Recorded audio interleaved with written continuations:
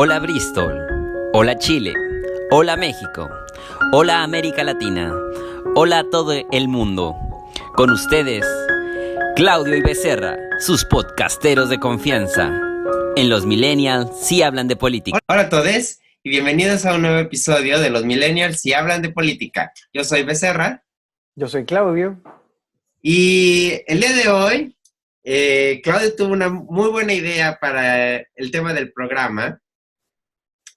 ¿Y el tema del programa cuál es? Platícale a nuestros escuchas.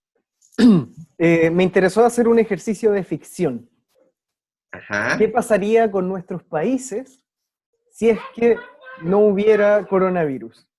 Esto, dado que en Chile, hoy 26 de abril del 2020, hubiéramos tenido el plebiscito para decidir si es que los chilenos queremos una nueva constitución y dos, ¿cuál sería el mecanismo para escoger esa nueva constitución?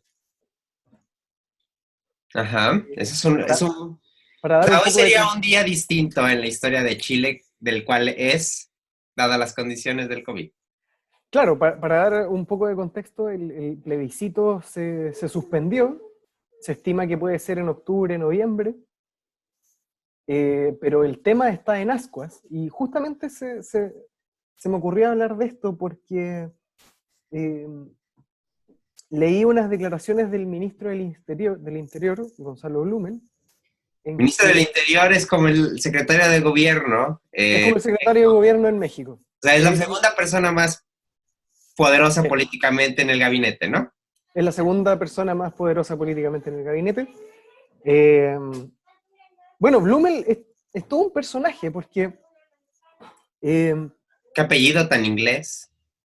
sí, por supuesto. El anterior era Chadwick a todo esto. Eh, Órale, puro eh, fashionismo en sus políticos. sí, pero claro. Bueno, y es un personaje muy interesante por lo poco interesante que es. Blumel era el ministro secretario de gobierno, que es como el que coordina el gabinete interiormente, Mm. ¿ok? Y, y él tuvo que tomar el cargo de ministro del Interior, producto de que el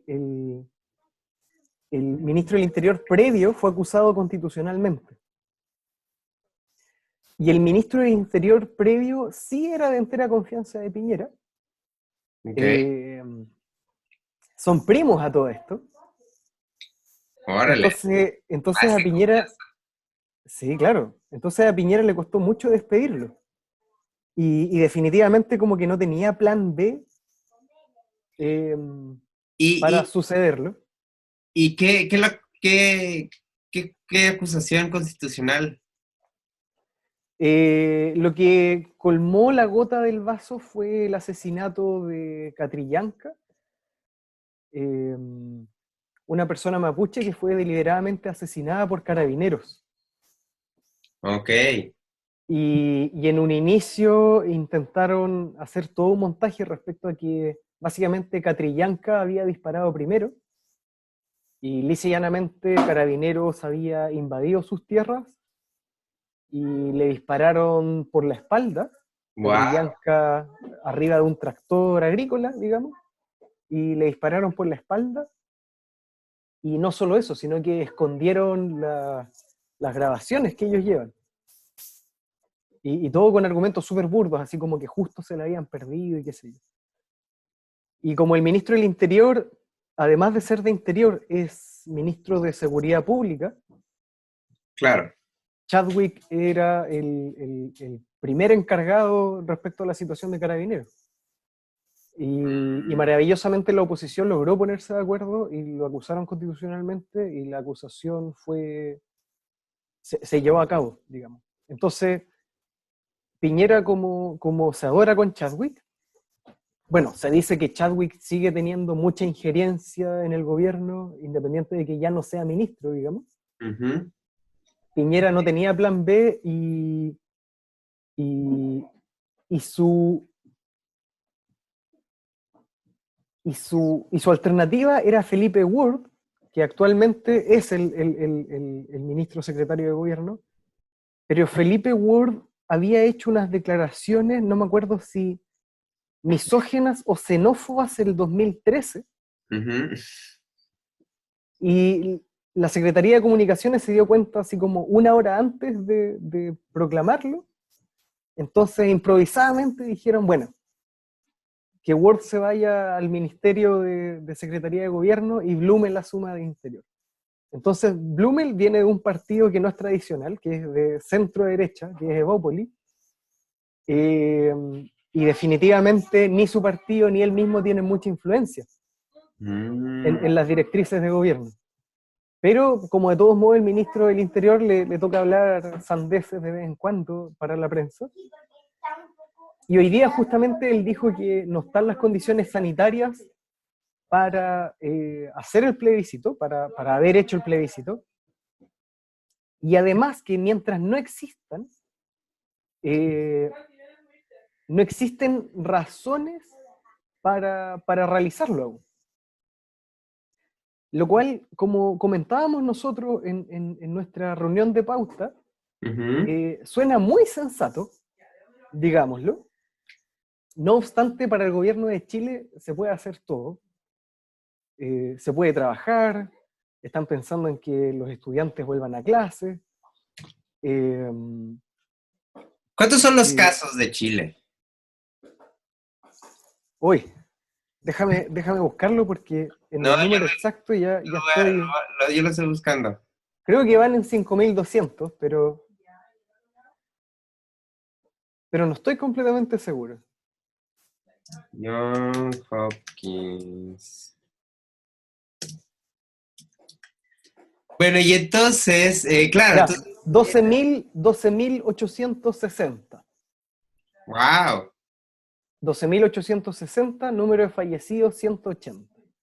¡Wow! 12.000. Sí. Ahora, son bastantes, pero aún así existe toda una polémica respecto a la toma de datos. Ay, por favor, ya basta de la toma de datos. Hay polémica de la toma de datos en todo el mundo. O sea, igual de qué sirve. Sí, por supuesto. Igual de qué sirve. Yo diría que son las formas. En el caso chileno, al menos, en el caso chileno. Porque el ministro de Salud de Chile está convencidísimo de que están manejando muy bien la situación. Entonces, en las declaraciones diarias que hace respecto al número de contagios, número de fallecidos y qué sé yo, tiene una forma de decir las cosas, de tratar a la ciudadanía y a la prensa como imbéciles. Y además como de estar diciendo, por decir algo, bueno, estamos a fines de abril y ya tenemos más de 10.000 contagios, y yo en febrero les había advertido de que la situación sería más o menos como esta. Entonces, su forma es como de tratar de imbéciles al resto, pero además de creerse como un gran pitonizo, así como de estar diciendo la situación está ocurriendo tal y yo como la había advertido. Y pero por ahí hay... la clave es lo que, por ejemplo, en el caso de México con López-Gatell, que es una sensación en el país, él dijo algo que todo el mundo debería de decir, ok, son los casos que tenemos, seguramente hay más contagios, eso es obvio, solamente estamos pudiendo medir de manera estadística. En ninguna parte del mundo, a menos que sea de Estados Unidos, que tienes millones de pruebas a disposición, puedes tener un número mucho más cercano, y sin embargo va a haber casos que no puedes detectar, porque sencillamente la gente no va, no te revisas. Por ejemplo, tú puedes tener coronavirus, yo puedo tener coronavirus y no nos damos cuenta, así que podríamos ser un positivo que nos está siendo detectado porque simplemente no vamos a hacernos la prueba. No, eso evidentemente. Entonces, pero hay cosas raras. Bueno, y lo que él dice es algo muy simple como, o sea, son los casos que existen, testeados, es el número estimado y seguramente hay que multiplicar ese número por 8. Sí, pero en Chile no ha sido tan simple. Por ejemplo, Chile fue famoso a nivel mundial por el criterio para determinar los recuperados. ¿Cuál es el criterio para determinar los recuperados? Toda persona que pasó los 14 días desde que dio positivo al coronavirus. ¿Ya? Eso implica, pasó 14 días desde que dio positivo por coronavirus. Ajá. Eso implica que, estadísticamente, una persona que al día 20 siga dando positivo en los tests, ya está recuperado. Pero aún más, por así decirlo, extraño, un fallecido que murió después de 14 días de detectarse positivo, también entra en la estadística de recuperado.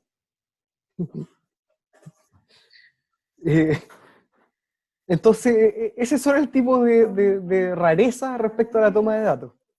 Sí, es evidente que van a haber... O sea, a mí lo que se está, o sea, hay un asunto internacional respecto a la toma de datos porque lo que están rumoreando, con lo que se van a justificar los países europeos y del mundo, es que cuando tengan cierta cantidad de test hechos, van a sacar el factor de contagio.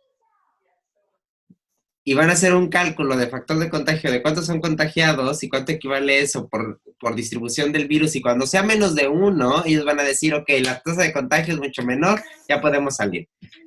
Y ellos lo que argumentan es para poder que valga el dato, lo cual es un parámetro súper arbitrario, hay que tener chingos de pruebas. Sí, claro. Sí. Y eso no lo hace más válido, solamente lo hace menos incierto. Sí. O sea, la validez la determina la arbitrariedad con la que escoges ¿Cuántas tiene que ser tu los muestra? parámetros. Exacto. ¿De qué tamaño tiene que ser tu muestra representativa para que tu valor tenga un criterio? Eso es ambiguo. Y arbitrario. Más arbitrario que ambiguo. Sí, más arbitrario que ambiguo. Pero va a ser arbitrario sí o sí, digamos. O sea, es parte de la política. Los datos no toman decisiones por sí solos. Parte de la comida. A mí no me molesta. A mí lo que me molesta es que entonces, ¿para qué le hacemos tanto pedo de que más pruebas, más análisis, más personas? A ver cuántos realmente están enfermos. Sencillo. Los que están muy enfermos tienen que llegar a los hospitales y se van a ser atendidos o no. Esa es la pregunta. ¿Los que están enfermos están llegando a los hospitales y están siendo atendidos? ¿Sí o no? Eso es lo que nos debería de interesar. Así haya 300 millones o haya 100,000, lo que tenemos que saber es que si las personas que están realmente enfermas, graves, en el umbral de la gravedad, están pudiendo ser atendidas por el sistema de salud de los países. Eso es lo que nos importa. Eso es lo que nos debería de importar. O sea, yo creo que también hay cuestiones de forma. Estamos hablando de un gobierno en Chile que venía con una popularidad menor al 15%, y uno de los motivos por el que su popularidad era tan baja era por una falta de transparencia y bastante desidia en términos de las formas. O sea, básicamente lo que digan Piñera y sus ministros, hasta antes del coronavirus, como que daba lo mismo porque uno sabía a priori que o era mentira o había algo raro en eso. Y aquí el punto es que respecto a las comunicaciones del coronavirus, eso no ha dejado de ser diferente. Uh-huh. Yo diría que ese es el meollo del asunto respecto al caso chileno, al menos. Yo creo que, en efecto, a nadie le interesa mucho que los números sean un poco más altos, un poco más bajos. A la mayoría, a ver, a todos los políticos, a todos los golpeadores a nivel internacional que quieren ocupar el COVID para intereses políticos, les interesa saber el número. ¿Por qué? Porque eso es con lo que critican a Estados Unidos, es con lo que critican a México, eso es con lo que critican a todos. No, yo me refiero a los ciudadanos de a pie. A los ciudadanos de a pie no les interesa tanto el número más o el número menos. No, pero los ciudadanos de pie están siendo influenciados por los medios. Los medios tienen una campaña muy dura en esta época de COVID. De acuerdo, pero en el caso chileno, insisto, todo es extraño. Y no a mí me parece muy extraño que reporten tan pocas muertes. Bueno, por ejemplo. 181 muertes en 12,000. Exactamente. Si es que ese dato fuera bueno, la capacidad de recuperación que tendría el sistema de salud chileno respecto a camas críticas sería como 100 veces mejor a Reino Unido, por darte un ejemplo. Entonces, evidentemente que el número de fallecidos es a lo menos raro. O sea, hay números o raros bien, así, en el o mundo. bien, Estoy viendo el mapa de la Johns Hopkins y hay datos así, pero de estados muy dudosos. O sea, Singapur tiene 12 muertes ya. con 13,000 casos. Israel tiene 200 muertes con 15,000 casos. Ujú. Arabia Saudita, 17,000 casos, tiene 140 muertes. Claro. Y luego tengo casos Irlanda, 18,000 con 1,000 casos. Suecia con 2,000. Ecuador con 576. Ahora, por ejemplo, mira, justo te iba a dar el ejemplo ecuatoriano. En Ecuador se estima que solo en Guayaquil, que es la Wow. región que más ha salido en las noticias, Ecuador tiene unas gráficas muy raras de datos. ¿Cómo puede los ser muertos deberían ser al menos 6.500. cómo es posible que de un día, como del abril 24, pasaron de 11,000 casos a 22? ¿Cómo lo hicieron? Es que eso, Ecuador es un excelente ejemplo de un gobierno que ya perdió absoluto control de la situación. Ay, güey, Pero así, absoluto. Eh, entonces, bueno, evidentemente, pues, uno podría revisar como puntualmente caso a caso, digamos. O sea, no Es que sé, el COVID es política. Singapur, por ejemplo, uno podría decir, bueno, súper alabado respecto a cómo ellos aplicaron eh, la tecnocracia para pesquisar a los contagiados de coronavirus. Ujú. ¿Ok? Y sí, y puede que de eso haya mucho de cierto. Pero por otro lado, en Singapur, o sea, sin coronavirus, ¿cómo se explica el éxito acelerado de Singapur en las últimas, ¿cuántos años tenemos nosotros? 30. En las últimas 3 décadas, Ujú. uno, tecnocracia, debe ser el país más tecnócrata del mundo. Ujú. 2, violación de derechos humanos. Sí. O sea, Singapur lo que dijo fue, bueno, vamos a arrasar con toda persona que esté por sobre la ley, todo delincuente, todo drogadicto, todo lo que ellos determinaron como delincuente. Ujú. Vamos a hacer un borrón de esas personas, y con los niños, que todos los niños son puros, les vamos a dar educación y qué sé yo. Bueno, mi pregunta es, un sistema de gobierno así, una monarquía autoritaria, ¿le vamos a creer así como tan sueltos de cuerpo los datos que entregan de muertos? No. No, obvio que no. Obvio que no. Por muy avanzados tecnológicamente que sean, como en el caso de ellos. Pero esto de los datos, oye, sí que es más fácil que mentir con los números. Y si no son los números, en un caso como el de Singapur, en donde han matado a narcotraficantes a destajo, Mm. eh, esconder cuerpos muertos institucionalmente facilísimo. Tienen décadas de entrenamiento. Sí, claro. Eh, entonces, sí, claro, va a haber un poco de sesgo en todos lados. Eh, pero vuelvo, yo a lo que me refería en el caso chileno en particular es que y volviendo al meollo de cómo sería la situación antes del coronavirus, o si no hubiera ocurrido el coronavirus, sigue siendo todo muy extraño, digamos. Entonces, claro, para el gobierno chileno ellos están manejando la situación de forma maravillosa, y en ese sentido, ellos... Pero,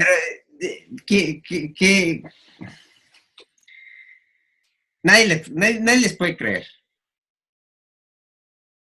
Nadie les puede eh, creer. No, no, no. O sea, el nivel de desconfianza es muy grande. Pero entonces está bien. Entonces está bien. Bueno, justo yo, Y, o sea, es importante saber qué es lo que siente la población, porque nos da señales de hacia dónde va. Eso está bien. y bueno, y lo divertido es que, claro, siguiendo con el racionamiento de hace como 15 minutos, eh, suena racional decir, oye, no están dadas las condiciones sanitarias para hacer el plebiscito. El problema es que en Chile se sigue trabajando y los únicos protegidos son las grandes empresas, los únicos protegidos por el gobierno son las grandes empresas. El Ministerio de Educación está pensando seriamente en que los niños vuelvan a clase, Ujú. incluyendo con declaraciones del ministro de Educación diciendo que los niños no son factores de riesgo, eh, no se enferman gravemente, lo cual es cierto, pero el ministro de Educación no está pensando en que los niños sí pueden ser portadores y pueden contagiar a sus papás, pueden contagiar a sus abuelos, pueden contagiar a sus profesores.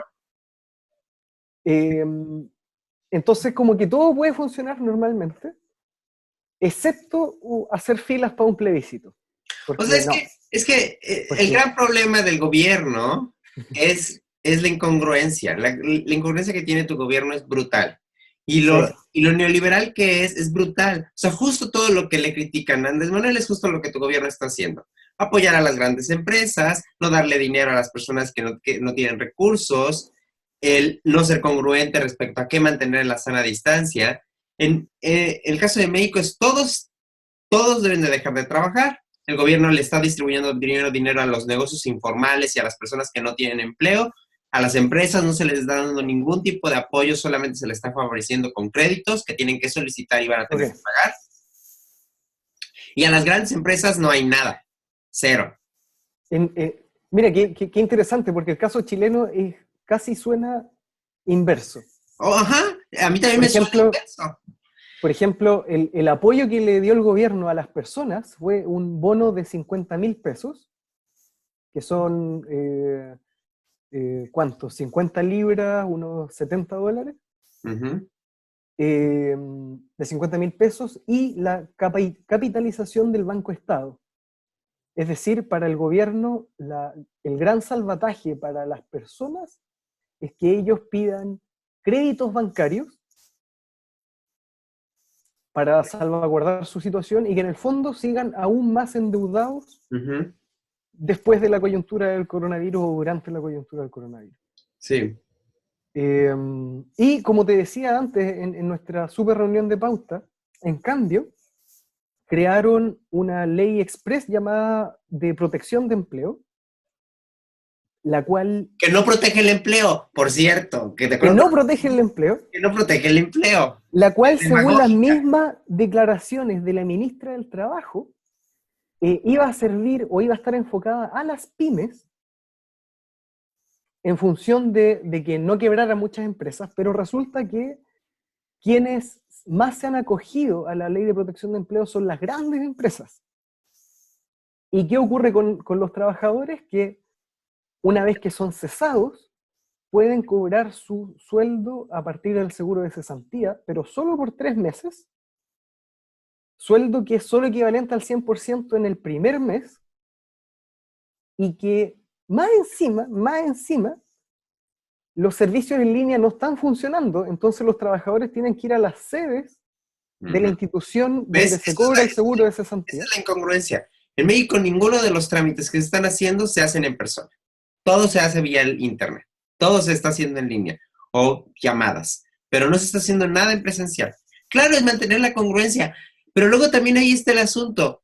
Ahí es otra vez el punto, el mundo al revés respecto a México.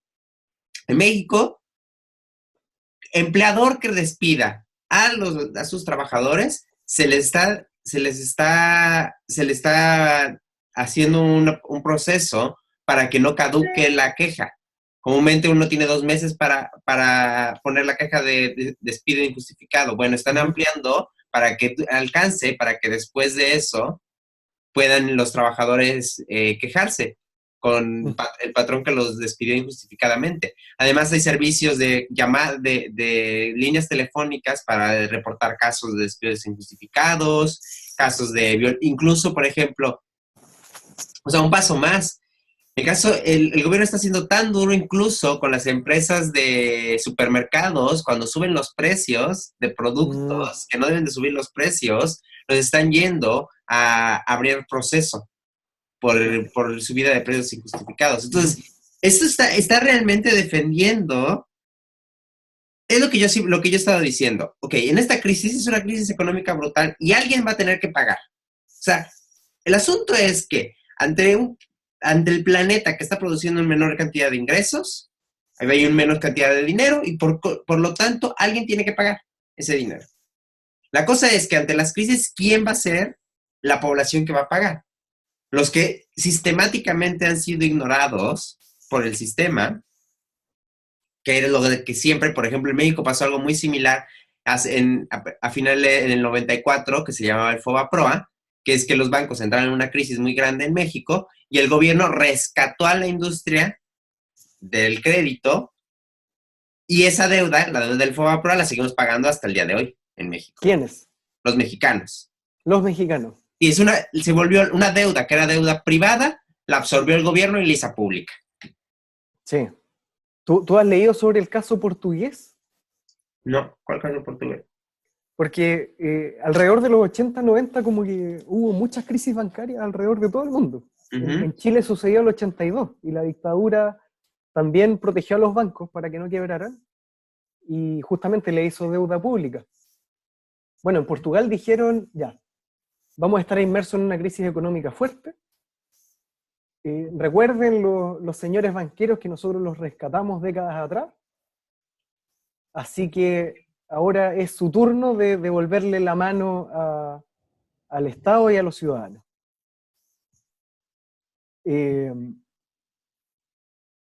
Pero es difícil. Me acordé de otro detalle de Chile, que es que el Congreso, el Parlamento mandó a revisar la situación de los despidos injustificados en coyuntura de coronavirus. Y el gobierno, o sea, no el gobierno, el Tribunal Constitucional, que es como nuestra tercera cámara, la declaró inconstitucional. Por lo tanto, derechamente las empresas pueden destituir a mansalva y sin mayor justificación. ¡Qué horror! Sí, no, definitivamente es terrible. Es porque entonces otra vez, en tu caso, bueno, lo que yo... Y para ponerle la guinda de la torta a la incongruencia respecto al seguro de cesantía, es que, claro, la gente se está aglomerando para cobrar su seguro de cesantía, y la ministra del Trabajo hace como 1 o 2 semanas salió a pedir disculpas públicas por el colapso del sistema, pero además dijo que no lo previeron. O sea, ella y el gobierno saca la ley con los mecanismos para proteger el empleo y resulta que no previeron que iba a haber tanta gente despedida y por ende cobrando su seguro de cesantía. Y es así como se ríen. ¿Cómo paga el gobierno ese dinero? No sé si se habrán aplicado algún salvataje económico al respecto. Porque, por ejemplo, ahí está el caso de El Salvador, que pidió chingos de dinero al Fondo Monetario Internacional para limpiarse en salud y decir, miren, les di salarios y no van a pagar luz, ni agua, ni impuestos. Sí, pero es que Bukele, mira, yo diría que en este espacio, para mantenerlo inmaculado, ni siquiera hablemos sobre Bukele. No, o sea, es muy porque una de las cosas que también es que alguien tiene que pagar esto. O pagan justo con una deuda pública, incrementando la deuda pública, que es una de las condiciones que Andrés Manuel dijo, no voy a aumentar la deuda pública. O sea, no se va a pedir ni un peso al Fondo Monetario Internacional. Y es que al final la deuda pública la pagamos todos, aunque ni siquiera sentamos que nos hacen cachín en la caja. En realidad lo pagamos con servicios, con menores servicios, con servicios de menor calidad. O sea, justo la consecuencia de por qué no tenemos servicios en el planeta de salud decentes es porque vivimos en deuda pública, todos. sea, lo Sí, pagamos claro. con niveles de vida paupérrimos. Em, Y bueno, y luego están los chistes, los famosos chistes que se hacen mucho en México, porque los empresarios están llorando y vueltos de locos porque no están recibiendo ningún apoyo del gobierno. Y entonces, claro, los chistes en México se cuentan solos, porque es tú neoliberal que no decías que la solución está en ti y que si mm. quieres puedes, pues órale, si quieres puedes, ¿no? La solución está en ti, entonces ¿para qué le estás pidiendo al gobierno que te ayude o te rescate? En el caso de México, a mí me da todo el sentido del mundo. O sea, claro, es aplicable para todo el mundo, en efecto. Em, pero sí, pues, o sea, bueno, el neoliberalismo y la lógica de las empresas se cae sola cada 10 años. Pues sí. Esta no es nuestra primera crisis económica, tuvimos la subprime en el 2008 y el mecanismo de salvataje de las empresas fue exactamente el mismo. Las empresas son sumamente socialistas cada 10 años. A Sí, mí sí, eso sí. es algo que me Pero impresiona. en México se les acabó el chiste y por eso están tan enojados. Em, sí, no sé. Ahora, yo no sé qué consecuencias va a tener, porque definitivamente va a tener consecuencias. Pero la bola está en el aire. Realmente nadie sabe cuál es la mejor solución. O sea, el problema, No, evidentemente, evidentemente. estamos en un escenario de cosas. Puede que al final le resulte. Mira, como tiene luego Andrés Manuel cada golpe de suerte, puede que esta mamada que no tiene ni pies ni cabeza, al final le resulte. O sea, pues que no.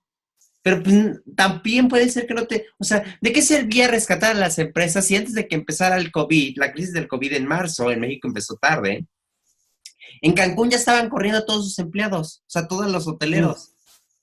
Entonces, ¿para qué chingados los salvas? ¿Sabes qué? Yo siempre he esperado que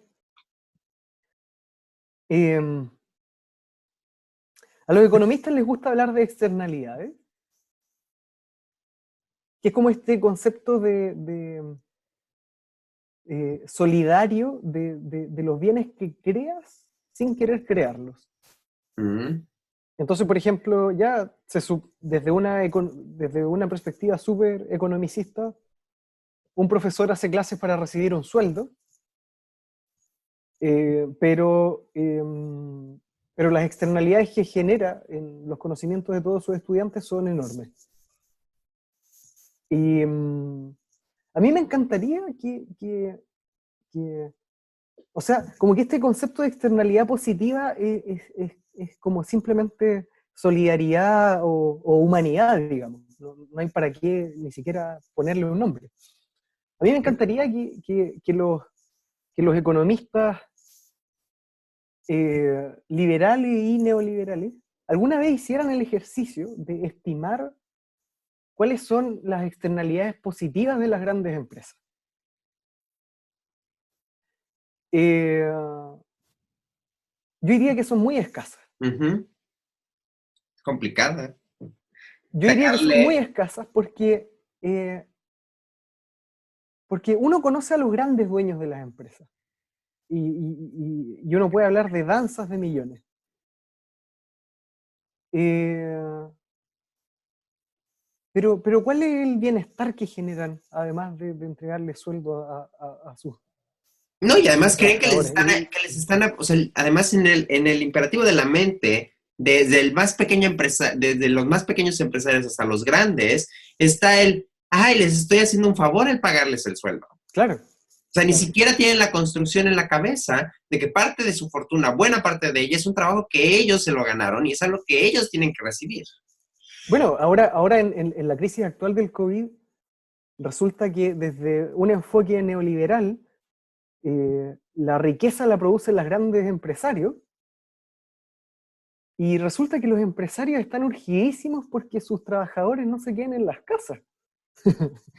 Bueno, justo yo hablaba en mis historias una vez de eso, de realmente que la fuerza, se demuestra que la fuerza laboral es realmente la fuerza que mantiene la economía, no los Exacto. empresarios, No los empresarios. no los unos cuantos que están sentados en sus sillas. Exactamente. Entonces, eh, Claro, aquí uno políticamente puede decidir o no rescatar a las empresas, pero yo creo que es un buen tiempo para definir cuál es el valor agregado que generan esas empresas.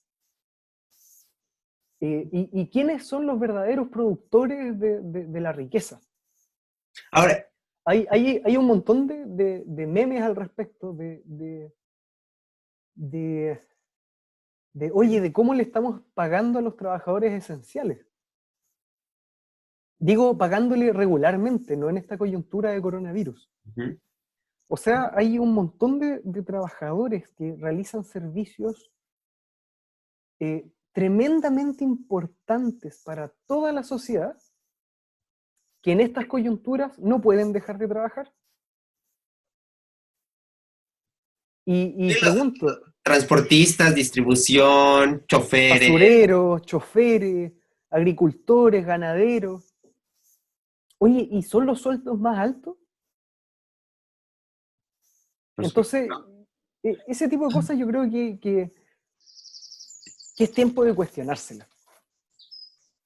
O sea, yo creo que, y esto me va a servir para hilar el tema sorpresa que tengo para el final del bloque. Odio tus temas sorpresa. Me encantan los temas sorpresas porque siempre son mucho menos estructurados en tu cabeza, entonces te hace liberar A mí, no, endorfinas. no, no, ¿saben qué, auditores? A mí no es que me molesten las sorpresas, de hecho me encantan las sorpresas.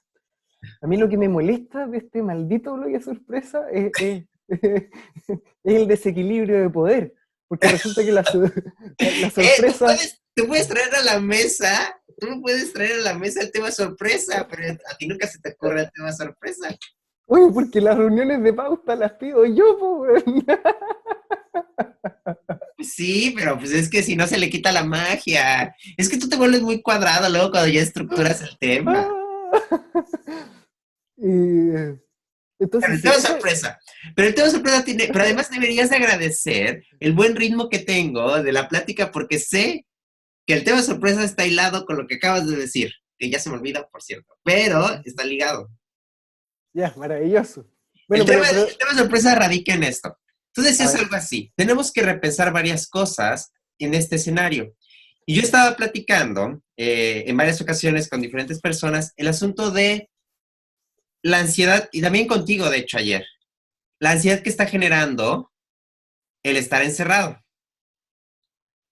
Y acoplado a esto, las personas que escuchan noticias o que están metidas en redes están pasando por una crisis de no sé qué voy a hacer, no sé qué puedo hacer, mejor dejo de escuchar noticias. mm, Y esto va ligado con el siguiente sentimiento, estoy perdiendo el tiempo.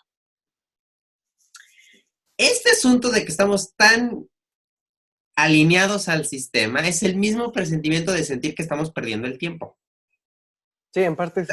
O sea, es horroroso pensar que no podemos estar 3 semanas, 4, un mes, todo el tiempo que llevemos ahorita en cuarentena en diferentes partes del planeta, y que no sintamos que este puede ser el momento más maravilloso que alguien nos pudo haber regalado. Es las personas que tenemos la ventaja de podernos haber detenido, Mm, tenemos un privilegio, y el problema no es tener privilegios, porque no, es cierto, vivimos en una situación donde no todos tenemos las mismas condiciones, no tenemos las mismas oportunidades por X o Y razón.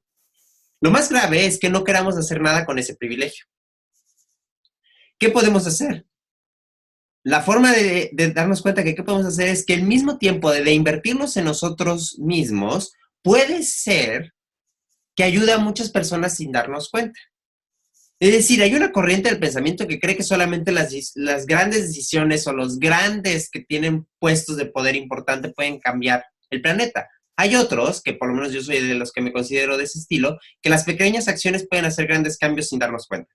Entonces, el simple hecho de sentarte en tu casa y leer un libro este día, o sentarte en tu casa y reflexionar sobre la nada, puede hacer que tengas mayor claridad de mente para que dentro de 5, 10, 20 años, una persona que esté perdida y sin rumbo te venga a preguntar algo y tú le puedas contestar y le cambies su vida. Y no lo sabes. Yo creo que tenemos que tener una reflexión respecto a esta oportunidad que tenemos del tiempo, de estar aquí, suspendidos, como de una forma mágica en una cápsula del tiempo donde realmente perder el tiempo tenemos que dejar de decir que lo estamos perdiendo. Más bien lo estamos invirtiendo en nosotros. Y tú recordarás la famosa premisa del marxismo respecto a el desarrollo humano, que el momento que te enajena es cuando ya no puedes tener tiempo para ti mismo.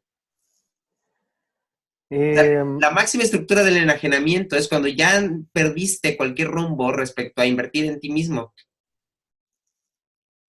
Sí, yo estoy de acuerdo con que es un buen momento para, así como estábamos hablando, para determinar cuáles son los roles esenciales dentro de las sociedades, también es como un buen momento para determinar como cuáles son los, los roles esenciales o los factores esenciales para uno mismo. ¿Y sabes qué? Y en particular para los millennials. Uh-huh. Oye, no sé si habrá otra generación, desde que se denominan las generaciones, que haya pasado de crisis en crisis. Uh-huh. Los millennials en particular llevamos décadas esperando como cuál va a ser nuestro momento. Uh-huh. ¿Cuándo los sistemas van a estar de una vez por todas estables para que nosotros, no sé, podamos ser felices, para que nosotros podamos desarrollarnos en nuestros reales intereses? Oye, eso con los millennials nunca ha pasado. Entonces, yo creo que vale la pena cuestionarse en estos momentos si es que todo ese paradigma es o no correcto. Así, a mí me parece que no necesitas esperar el momento. Cualquier momento puede ser tu momento. Es que justamente, porque si entramos dentro de esa lógica, claro, vamos a tener que seguir esperando como ese momento de bonanza. El asunto es si de eso depende justamente la bonanza como de nuestras vidas, digámoslo. Pero eso está ligado también como bajo el sistema, cómo nos creemos que valemos. O sea, Justamente. ¿en qué sentido es? El ser alguien, el tener un gran puesto, el tener un gran lugar, es que eso es lo que está enfermo, porque justo es lo que liga de por qué tantas personas tienen tanta ansiedad. Porque en el momento que están dejando de ser lo que les dijeron que eran, ir a sus trabajos y ser el godín del escritorio 3 o el godín del escritorio 4, y ese es su lugar y ese es su momento, y están esperando que algún día tengan un lugar de estacionamiento con su nombre, ¿eh? Si eso es lo único que los va a determinar, yo no estoy diciendo que eso esté mal, lo que está mal, o yo creo que no está tan sano para la mente, es que eso te determine como persona. Sí, justamente, yo creo que el gran fallo es el siempre estar pensando como en lo que podría hacer o en lo que podría ser y no como en el tiempo presente, como en lo que yo tengo y en lo que puedo Y disfrutar. en darte cuenta de lo que tienes es increíble, o sea, tener una pantalla enfrente de ti donde puedes estar escuchándonos, en este caso, teniendo esta conversación, eso ya te pone del otro lado, es simplemente un tiempo que te estás pudiendo dedicar que muchas otras personas no tienen. Si una persona es que tienen 4 hijos, trabajar 12 horas al día y sábados y domingos, no tienen ni siquiera estos 45 minutos, 50 minutos para escuchar esto. Y Claro. eso ya es ganancia.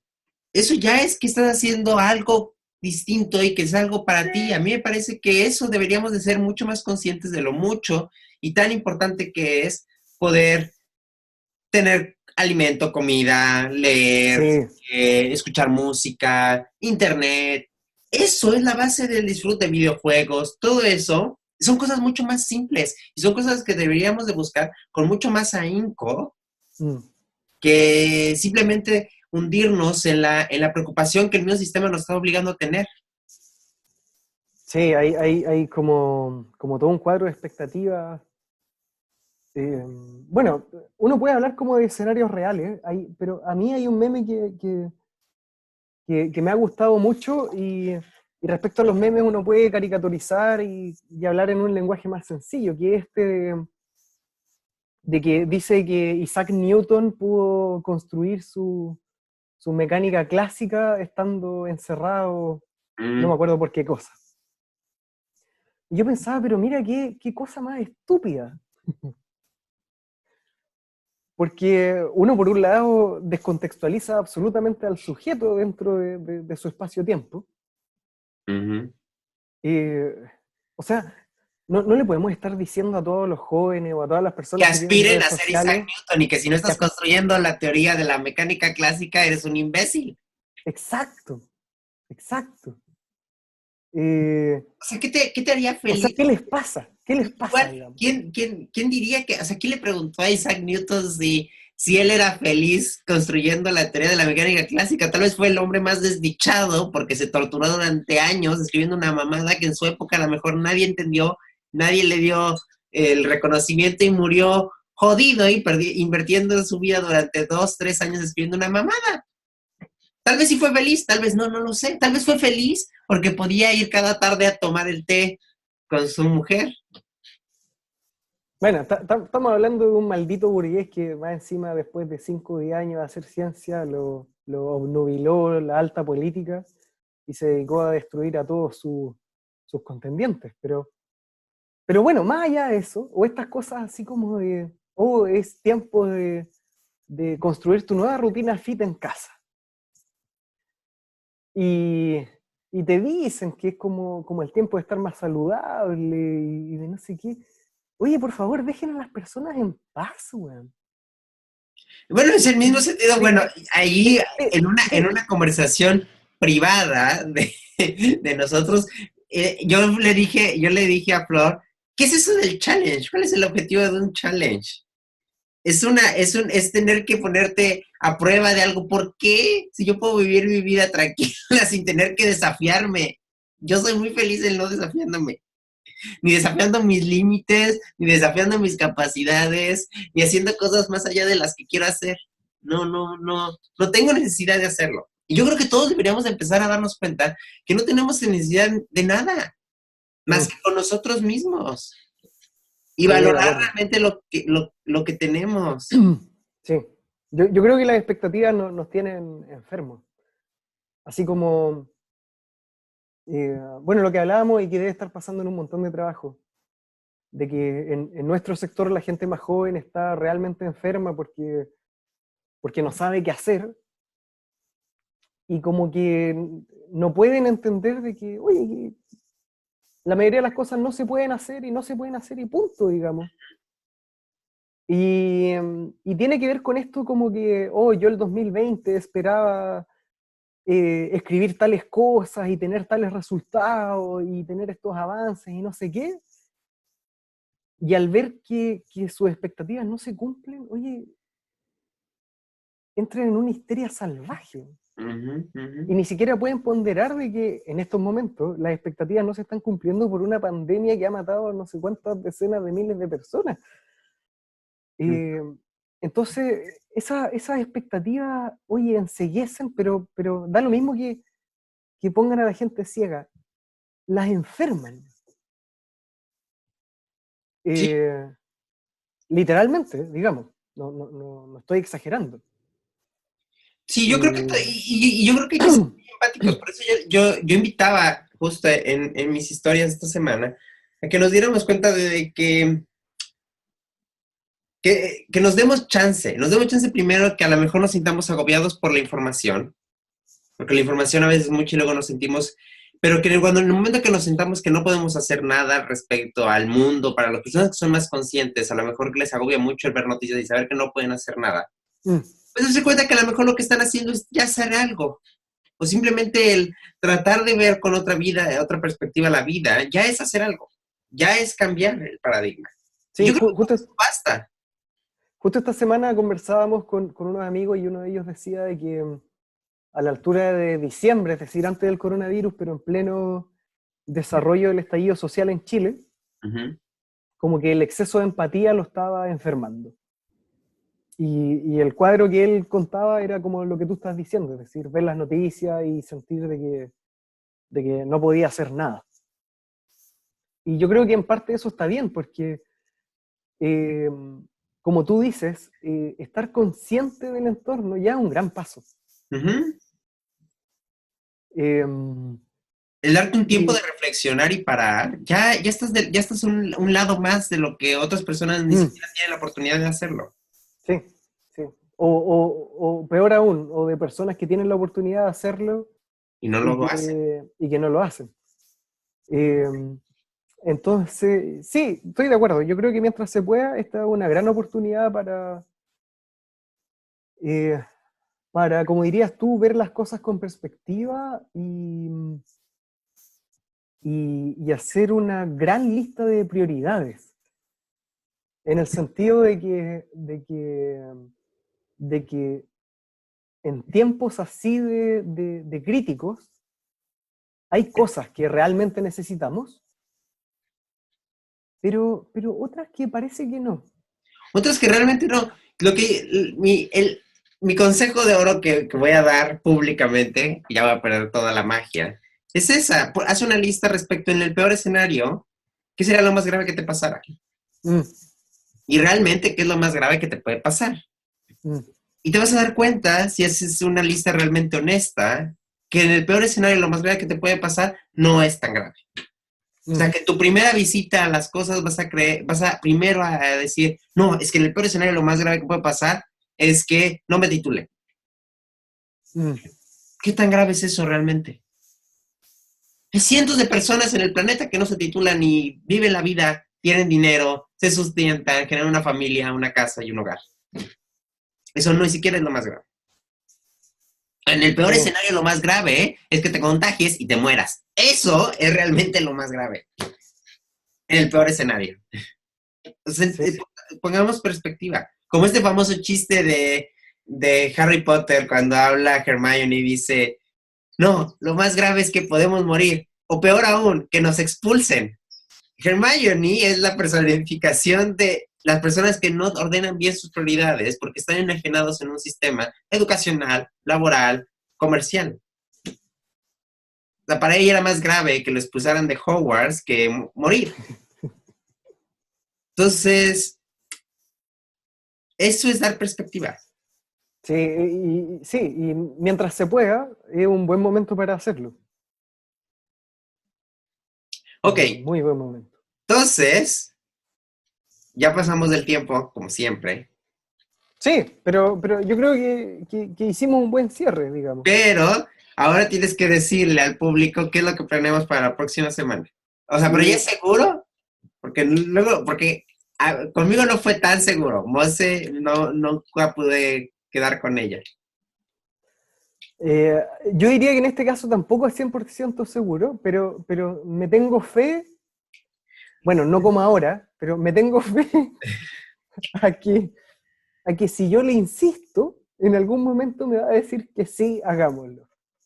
Pero además es un tema que le gusta, ¿no? O Sí, claro. Sí, podemos sea, a hablar mí de también me múltiples gusta, temas. pero yo no puedo hablar de Oye, eso sin él. el día de ayer estábamos hablando de bandas musicales, pero de bandas musicales que se han dedicado o se dedicaron ya en pasado a reírse del sistema. Pero de forma bien particular, sino que no simplemente como con una rabia contestataria, Ujú. sino además con mucho sentido del humor. Y sentido del humor expresado en las letras, pero también en las estructuras musicales. Ay, qué ñoños. Eh, No traigan ese aburrimiento a nuestro podcast, por favor. ¿Qué chicas le eh, importa eso? Oye, es súper importante y popular, digamos, porque de eso se trata el arte, de, de darle estética hasta, hasta las cuestiones más feas que pueden sonar, como pegarse un discurso rabioso contra el sistema. Mm. A mí me gustan los discursos rabiosos. Claro, pero hay varias formas de hacerlo. Y bueno, y para eso están los artistas, no gente como nosotros, digamos. Pues que sensible Eh, la gente que no le gustan los discursos rabiosos, así como los nuestros. A mí me gustan los discursos rabiosos. Bueno, pero el asunto No, es pero ese que... tema no, ya habíamos dicho que teníamos el tema del No, anime. no, es que me acordé, lo que quería decir era que Pues nuestro concéntrate en potencial, lo que querías decir, chinga. nue- nuestro potencial invitado es un libro abierto con muchos conocimientos de lo que ustedes les pidan. Y en este caso queríamos hablar de anime ¿Y tú para cómo vas a diversificar un hacerle? poco el espectro. ¿Tú cómo le vas a hacer, Claudio? ¿Respecto a qué, estimado? ¿Tú no ves anime o sí? No, yo no veo anime, entonces voy a hacer una suerte de mediador, pero tengo una leve experiencia respecto a todos los gustos de mi hermano chico y a uno de mis primos. Ok. Entonces, tan perdido en el tema no estoy, digamos. O sea, yo tampoco soy tan experto en el anime. Bueno, por eso vamos a invitar a Exacto, que Chiri. él nos Esa guíe, es la idea, sí, que él nos guíe sí. en este Entonces, camino. oye, yo eso sí te voy a pedir que Chiri, a diferencia tuya, es un hombre muy tierno, es de Yo un soy un hombre corazón, muy tierno. es de un corazón muy bondadoso, Ajá. un poco frágil, lleno de conocimiento y amor por entregar. Entonces te voy a pedir que por favor no le hagas bullying y que modere. Yo no le hago bullying a la gente que acabo de conocer. Y que por favor modere estos comentarios porque yo no quiero que él se sienta mal después del No, podcast. obvio no. Además, aquí en la opinión pública la gente me puede criticar muy duramente. Yo a la gente que conozco no les hago bullying, no en la primera instancia. O sea, hay Ay, quien me busca y pues el que me no, busca me encuentra. Chiri jamás te Ahí lograría está, pues buscar. ahí está. No, Entonces, la paz del Señor. Y yo ya soy él, una persona espiritual. A mí él la es, cuarentena me dejó siendo una persona más zen. oye, eso es muy bueno. Sí, no, O sea, Chiri eso es es muy falso, noble, realmente no he cambiado nada, solo estoy bromeando. Chiri es noble como la leche semidescremada. Muy bien, está Sí. bien. Sí. Bueno, Ok, no, eso, además el tema es interesante. Entonces ya tenemos el tema para la próxima semana, esperemos que lo convenzas. Y si no lo convences, pues ya veremos de qué hablamos. si no lo logro convencer, me vas a bajar el sueldo. Por, Sí, te voy a por, bajar el por- sueldo. por Te voy inútil. a, te voy a reducir el exposure. Ah, ya, ya, Muy bien. Entonces, ya pues. esto es todo por esta semana. Estamos en contacto. No dejen de platicar y de compartir el video Sí, y exacto. de pasar nuestros comentarios.